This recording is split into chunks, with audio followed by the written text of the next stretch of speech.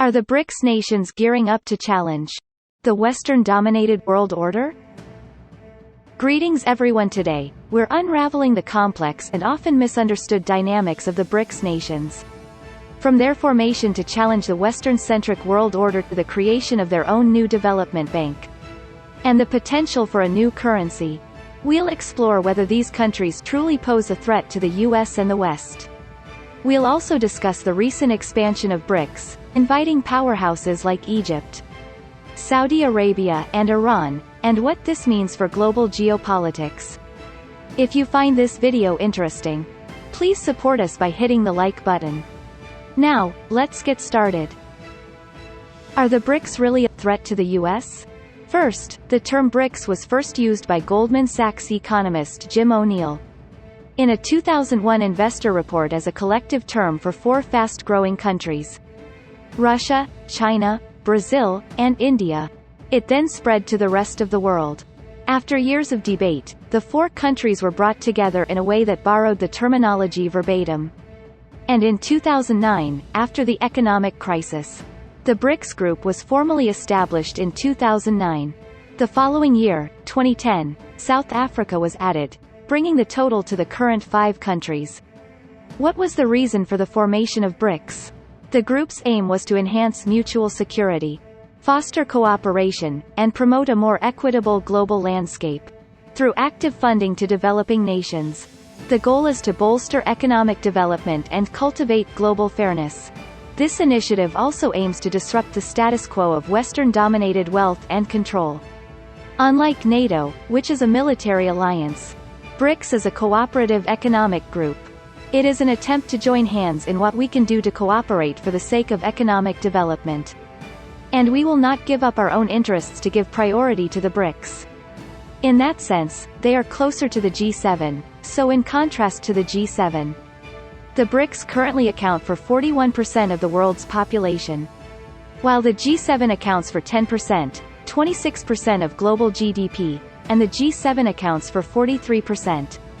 Such is the state of affairs. They have collectively risen to challenge this status quo.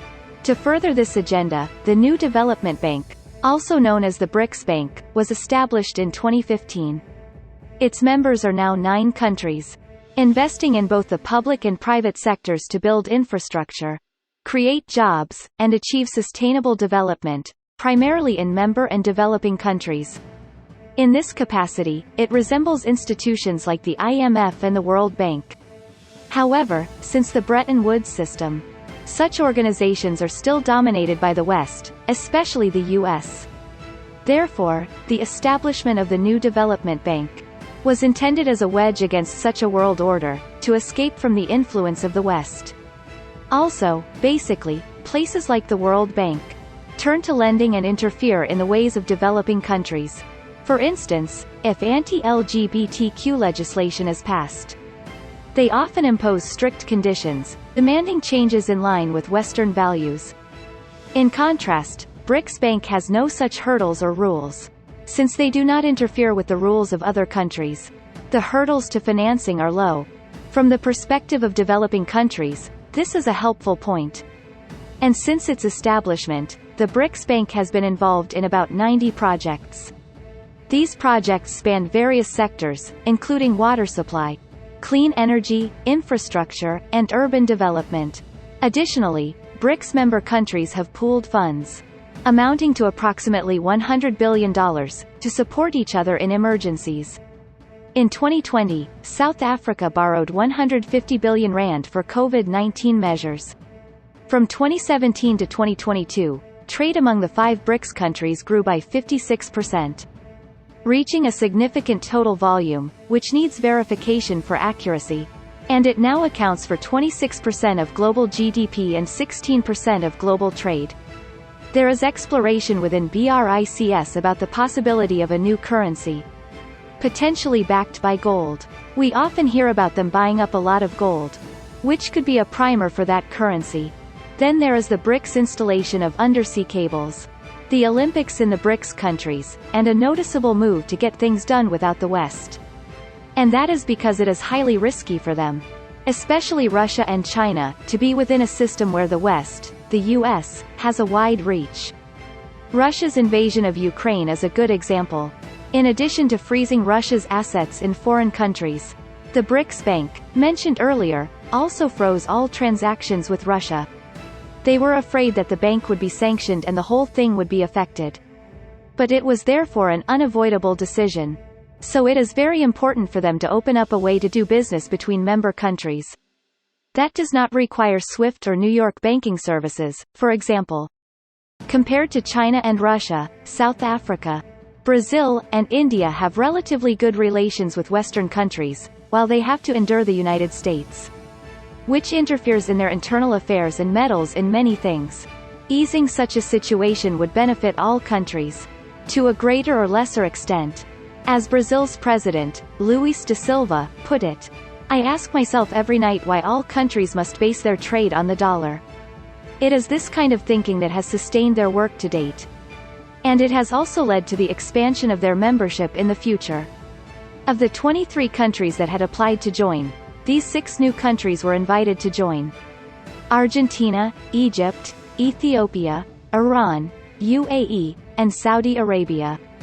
This development is significant in the context of the petrodollar and the U.S. hegemony. Given that Saudi Arabia, Iran, and the UAE together hold over 30% of the world's oil reserves. Once these 6 new countries are officially added, the BRICS countries will account for almost half of the world's population, or 47%, and 6 of the top 10 oil-producing countries and the top 5 of the top 10 natural gas holdings will join the BRICS, accounting for 36% of global GDP. The inclusion of oil-rich Middle Eastern countries will further enhance the financial strength of the BRICS Bank. In addition, the membership of relatively poor countries, like Argentina and Egypt, that are dependent on Chinese aid. This implies a potential increase in China's influence within BRICS. As these countries bolster their economies with BRICS support, other developing nations might increasingly look towards China and BRICS for economic reliance. However, there are many who dispute whether the BRICS are actually that much of a threat. As I mentioned earlier, BRICS is not an alliance. It is a partnership that seeks to cooperate on matters that are convenient to each country. And it is building a relationship with the West that has advantages that other countries do not want to hurt compared to, for example, China, Russia, or Iran, which is expected to join in the near future. The end of the dollar's dominance and the establishment of a new currency, for example, show a great difference in motivation, with India, for example, having developed stronger relations with the West in recent years. Indian Prime Minister Modi views strong relations with Western countries as crucial for India's growth. Just a few months ago, in the New Delhi Declaration, issued at the end of the Shanghai Cooperation Organization Summit, India refused to sign a document stating its support for China's One Belt One Road initiative.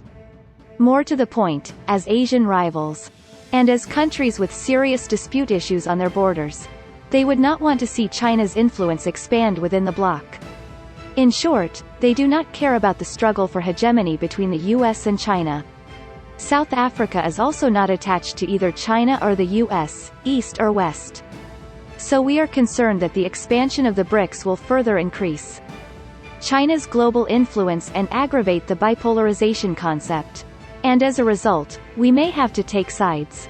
Just recently, at the BRICS summit in South Africa was faced with the difficult situation of having to respond to a visit to the country by Putin, who has an arrest warrant out for war crimes in Ukraine, because he is a member of the International Criminal Court. In the end, Putin participated only in the video. Brazil, too, absolutely needs China's money and is deepening its economic ties. But it refuses to choose sides between these two major powers, and is working to maintain as balanced a relationship as possible.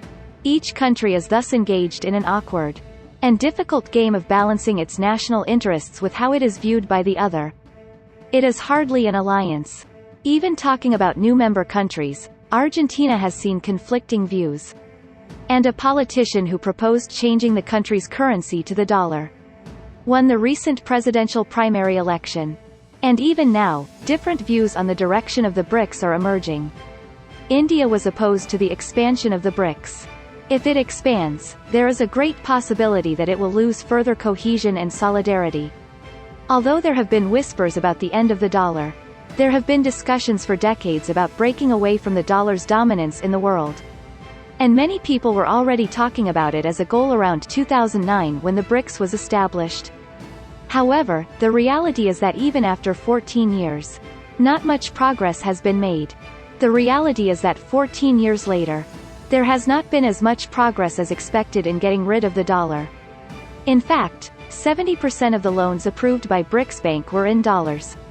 If we add the euro, the currencies of Western countries account for almost 80% of the total. The dollar is still very vulnerable to U.S. sanctions, and is still a highly liquid currency that is easy to buy and sell at any time, so it is still very useful. Leslie Mostorp, vice president of BRICS Bank, stated, "We cannot escape a world dominated by the dollar and live in a new order." Despite the expansion of BRICS, China still represents the majority of its collective GDP, with the other 4 countries together contributing less than half of China's individual GDP. When the term BRICS was first coined, there were considerable expectations that the BRICS would surpass the G6 economies by 2050. However, with the collapse of Lehman Brothers and the plunge in oil prices, investment products for the BRICS economy have since lost their appeal and have collapsed in value. A sense of disappointment in the BRICS was beginning to emerge. India has a growing population and is growing quite well, but as I mentioned earlier, it is in a lot of friction with China and is also moving closer to the West. Therefore, from a Western perspective, the BRICS, as a collective entity, may not pose a significant threat. Many believe that we should fear China, which is growing rapidly and may further exploit the BRICS as it sees fit. Also, that Chinese yuan has yet to increase its share of the world's reserve currency. This situation mirrors the global market's relatively low confidence in the Chinese currency.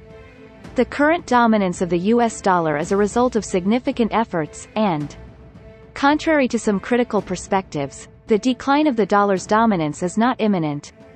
However, there is no doubt that the BRICS is expanding, with more and more transactions being conducted in currencies other than the dollar, and involving more and more of the population and resources. With so many concerns, if China can successfully form a friendship without getting emotional, the day may eventually come when it catches the US in its sleep. Thank you for watching. Don't forget to like, comment, and subscribe for more insightful content. Take care and see you in the next video. Goodbye.